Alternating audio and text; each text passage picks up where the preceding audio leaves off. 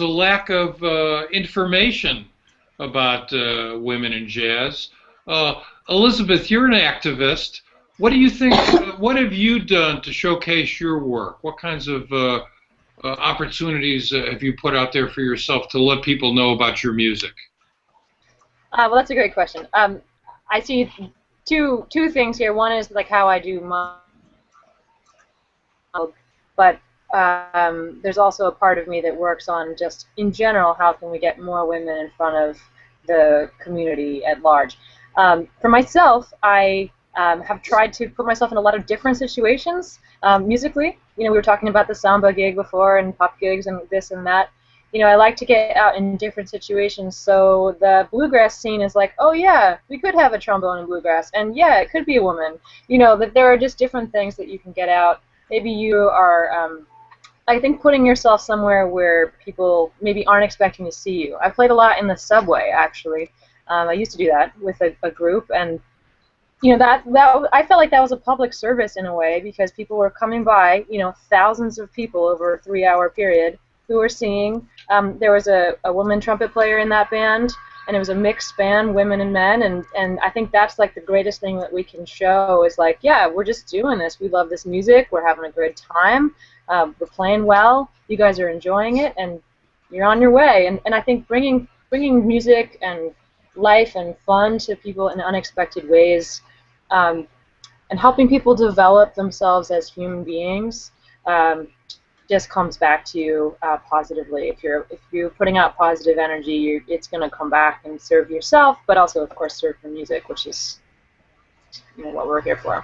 And in terms of like bigger picture, I think again, like the more that we can influence, you know, this conversation is great because hopefully some people will see this on, you know, each of our Facebook feeds and this and that, and say, oh, what's that about? What's going on with that? You know, maybe they're aware of the discrepancy, and maybe they're not. But either way, hopefully getting them more involved to help create awareness, create funding, create community pressure on people who do book festivals to book more female band leaders, or to create mentorship opportunities for young women and for young men in schools coming up.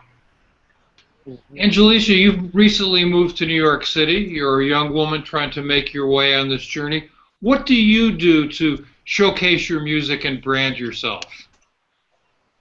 The big thing I learned is to show your face. You know, the more people see you, the more people know who you are, the better opportunities you have, and about positioning yourself and different things like that. So I show my face, and you know, I just do the best that I can at that given moment. Be personable, you know, polite. All those things play a huge factor. Much like Miss Janice, my introduction to the whole understanding women, you know, in music was Clara Bryant. I did my thesis project on her. So I do a lot of academic things, and that has opened up a big door for me. You know, I've done like the conferences and on different grants and different things like that. So that's opened up a different avenue, you know, for me as well. And, you know, again, it's all about positioning, just putting yourself in different atmospheres and seeing what doors open. Janice, did you have a comment? Oh, no, I'm just enjoying this conversation because I think the opportunities like this, and the more people get a chance to see these women and women like them, it helps open the door. And that was really what I wanted to do this project, why I wanted to do this project in the first place, because there's so many talented women. I mean, I remember when I first heard Claire's work, and I bought like 3 or 4 CDs that I found on Amazon, and I kept thinking, why don't people know her? Why isn't she like, you know, everywhere? And for just a party that I had that particular year, I had albums by Tia Fuller on, and I think I had a Claire Daly CD and some other women jazz players. And some of my friends who are men who consider themselves jazz aficionados, somebody asked, is that John Coltrane? Is that so-and-so? And I thought, oh no, that's this woman and that woman and this woman, and Right. they were like, these are girls. I was like, Mhm. no, they're women who are playing the music, and they're out there. And so it's really gratifying to me, as I go along this journey, to be able to give a shout out to Angeleisha or Kiku while they're doing their thing in Black Women Rock, and to be able to make connections with Beverly Bond and her group who are in that program, and understanding what we share in common. Because this is not just an issue that is in jazz.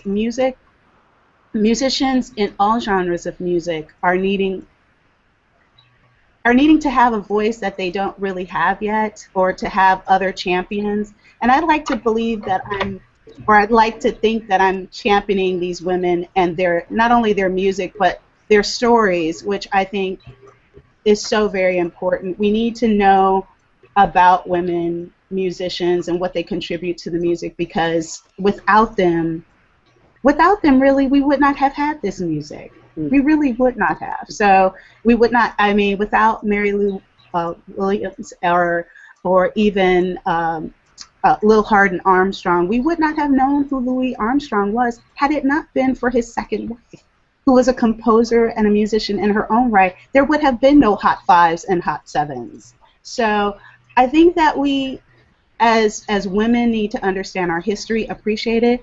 Men need to understand our history and appreciate it, and understand that we've always been there, and we're always been a part of this music. So I think I love it when I see the women out. I like to champion what they're doing.